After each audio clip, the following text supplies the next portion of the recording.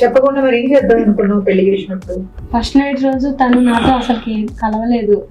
తన గురించి నాకు అప్పుడేం అర్థం కాలేదు, ఇప్పుడు చెప్పేదాకా ఏం అర్థం కాలేదు. కానీ ఇలా ఉంటే నేను తనతో ఉండలేను. నీకు పిల్లలు పుట్టరు అంటే నువ్వు సంసారానికి పనికిరావా, లేకపోతే పిల్లలు పుట్టరు అని చెప్పారా నీకు డాక్టర్ గారు? అంటే పనికిరానని చెప్పారు డాక్టర్. పనికిరాను అంటే నీకు తెలియదా అంటే తనని పనికొస్తావో చూసిన లేదో? తర్వాత నాకు ఎలాంటి ఫీలింగ్స్ కానీ అవి ఇవి ఏం రావట్లేదు. మొత్తానికి అయితే ఇంట్రెస్ట్ లేదు ఆమె మీద. అయితే లేదు. అదే సార్, తనకు కూడా ఇష్టం లేకుండా పెళ్లి చేశారు మేబీ. అవును, తన మీద నీకు ఎలాంటి ఫీలింగ్స్ రావట్లేదు. చెప్దాం అనుకున్నా మళ్ళా అందుకే తను వాళ్ళ బాయ్ ఫ్రెండ్ పిలుచుకొని రూమ్ లోకి పోతున్నది. ఆ మాత్రం గ్రహించలేకపోతున్నావా నువ్వు? చెప్పమ్మా ఆన్సర్ చెప్పడానికి. మేడం తను నాతో బాగుంటే నేను అలా బయటికి ఎందుకు వెళ్తాను మేడం? తనతో నాతో అలా ఉండగనే కదా. నాకు కానీ ఒక కోరికలు ఉంటాయి కదా మేడం, నేను నా హస్బెండ్తో ఇలా ఉండాలి అలా ఉండాలని నాకు కానీ ఉంటాయి కదా కోరికలు. అసలు నా కాడికి వచ్చి మాట్లాడేది లేదు, అసలు ఏమి చెప్పేది కానీ ఏం లేదు.